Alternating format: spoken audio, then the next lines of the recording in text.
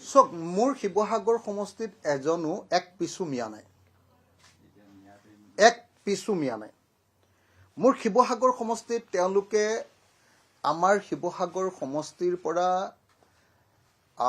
বিজেপিক ভোট নিদিয়া ভোটাৰ কাটিবৰ কাৰণে অশোক সিংঘালক দায়িত্ব দি অশোক সিংঘালে মনে মনে শিৱসাগৰ ভ্ৰমণ কৰি গৈছে, ভ্ৰমণ কৰি আছে। এতিয়া গোটেই আপাৰ আছামটো ভ্ৰমণ কৰি আছে।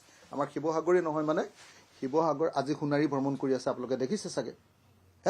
তেওঁৰ কোনো চৰকাৰী ভ্ৰমণৰ কাৰ্যসূচী নাই। চাওক, যেতিয়া মই হুলস্থুল লগালো, এনেই এতিয়া এখন প্লাষ্টিকৰ এখন এখন ফ্লেক্স এখন লগাই থৈছে, আমুক মিটিং বুলি। মনে মনে অকল সেই তালিকা আনিবলৈ গৈছে, বেলেগ একো নাই। MLA বিলাকৰ লগত বহি তাৰ ডিষ্ট্ৰিক্ট প্ৰেচিডেণ্টজনৰ লগত বহি আৰু মণ্ডল বিজেপিৰ লিডাৰসকলৰ সভাপতিসকলৰ লগত বহি প্ৰত্যেকটো সমষ্টিৰে যিবিলাকক বিজেপিয়ে ভোট নিদিয়ে সেই ভোটাৰবিলাকৰ তালিকা আনিবলৈ গৈছে। মোৰ শিৱসাগৰতো একজনো মিয়া নাই।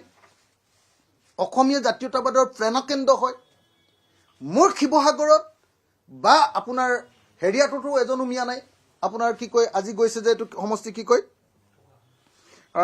আমাৰ সোণাৰী সমষ্টিটোতো মিয়া নাই।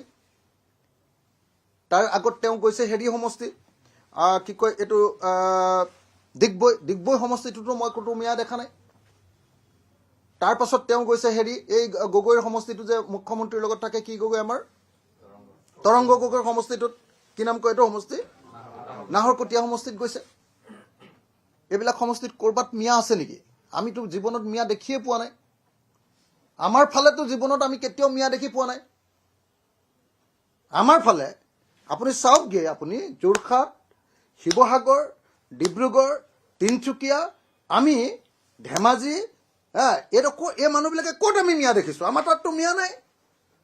তাত ক'ত মিয়াৰ ভোট কাটিবলৈ তোমালোক গৈছা? অশোক সিংঘালে ক'ত মিয়াৰ ভোট কাটিবলৈ গৈছে? যিজন অশোক সিংঘালে আজি চুতীয়া মানুহৰ সমষ্টিবিলাক নাইকিয়া কৰি দিলে, আহোম মানুহৰ সমষ্টিবিলাক নাইকিয়া কৰি দিলে ডিলিমিটেশ্যনৰ সময়ত, আমাৰ মৰাণৰ সমষ্টি নাইকিয়া কৰি দিলে, মটকৰ সমষ্টি নাইকিয়া কৰি দিলে, কোচ ৰাজবংশীবিলাকৰ সমষ্টি নাইকিয়া কৰি দিলে, আৰু সমষ্টিবিলাক একদম বিজেপি কেন্দ্ৰিক কৰি দিলে। সেই মানুহটো এটা অচিনাকি মানুহ হয়নে নহয়? আপোনালোকে নিজে কওক। হিমন্ত বিশ্ব শৰ্মাই কৈ থকা এজন বাহিৰৰ পৰা অহা অচিনাকি মানুহ হয়নে নহয়? অশোক সিংঘাল ক'ত জন্ম হৈছিলে সেই কথাটোকে কওকচোন বাৰু বিজেপিয়ে। আৰু কোনদিনা বিজেপিৰ অশোক সিংঘাল অসমলৈ আহিছিলে সেই কথাটোকে কওকচোন বাৰু। আজি বহিৰাগত বনিয়া এটাৰ হাতত আমাৰ অসমীয়া জাতিৰ ভৱিষ্যত সম্পূৰ্ণৰূপে বদলাই দিবলৈ তেওঁ ঠিকা দিছে। ডিলিমিটেশ্যনত ঠিকাটো দি শেষ কৰি দিলে। আপোনালোকৰ নিশ্চয় মনত আছে, তেওঁ লিখিছিলে কি কয়, মিছন একমপ্লিছড। এতিয়া আপোনালোকে দেখিব যে এই ভোটাৰ তালিকা সংশোধনী কৰাৰ পাছতো তেওঁ আকৌ লিখিব মিছন একমপ্লিছড।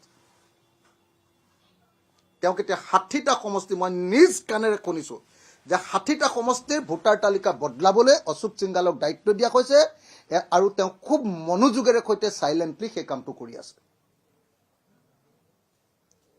আৰু বাকীবিলাকক কৈছে যে তোমালোকে খালি এতিয়া তালিকা দিয়া, 12 তাৰিখৰ ভিতৰত দিয়া, য'ত য'ত বিজেপিয়ে ভোট নোমোৱা বুথ আছে সেই তালিকাখিনি দিয়া, আমি কৰি ল'ম।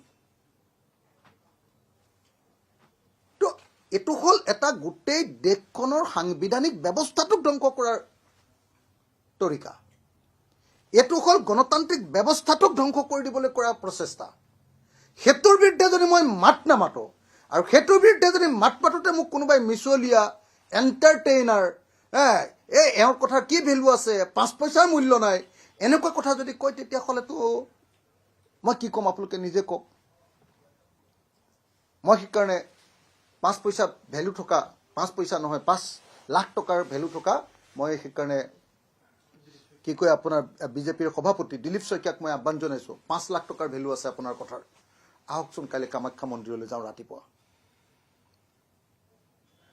আপোনালোকতো পুৰা বিশ্বাস কৰে, আপুনিতো নিশ্চয় মিছা কথা নক'ব, বলক। আৰু অসমৰ মুখ্যমন্ত্ৰীকো মই চেলেঞ্জ কৰিছোঁ, আপুনি মোক এণ্টাৰটেইনাৰ বুলি কৈ আছেতো, গতিকে আহকচোন।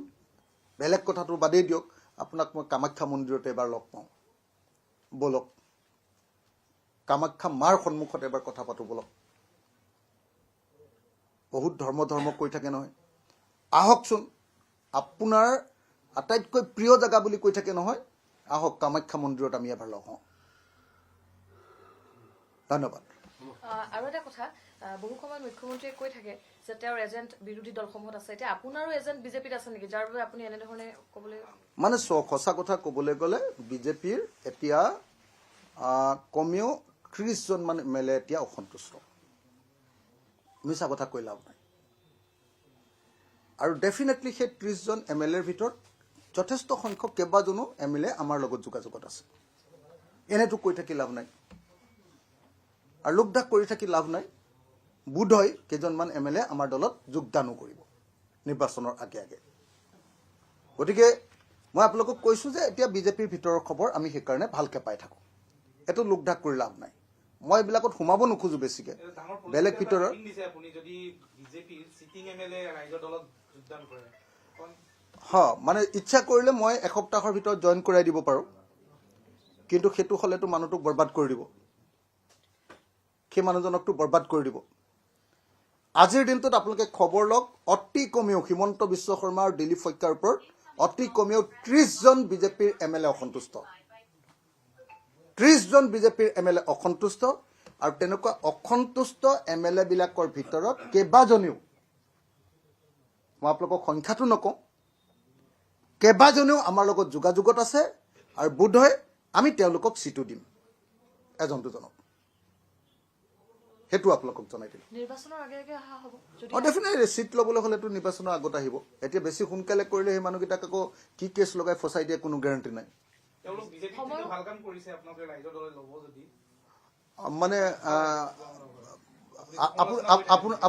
আপোনালোকে মানে যেতিয়া মানুহকেইজন দেখিব তাৰ পাছত আমি কথা পাতিম মানুহকেইজন আগতে চাই লওক কোনকেইজন কেইদিনমানৰ পাছততো গমেই পাই যাব বেছি দিন নাই আৰু আমাৰ যদি সিটটো এই মাহৰ ভিতৰত কমপ্লিট হৈ যায় তেতিয়াহ'লে আহিয়ে যাব আৰু আমাৰ সিট ডিস্ট্ৰিবিউশন যদি কমপ্লিট হৈ যায় এই মাহৰ ভিতৰত যদি হৈ যায় তেতিয়াহ'লে আপুনি ধৰক এই মাহৰ শেষত বা ফেব্ৰুৱাৰী মাহৰ ফাৰ্ষ্ট উইক বিজেপিয়ে ডিলিমিটেশনৰ পিছত এবাৰ যিটো নতুনকৈ পন্থা লৈছে আপুনি কোৱাৰ দৰে বিশেষকৈ এটা সমষ্টিক লৈ ইতিমধ্যে কংগ্ৰেছে প্ৰতিবাদো কৰি আছে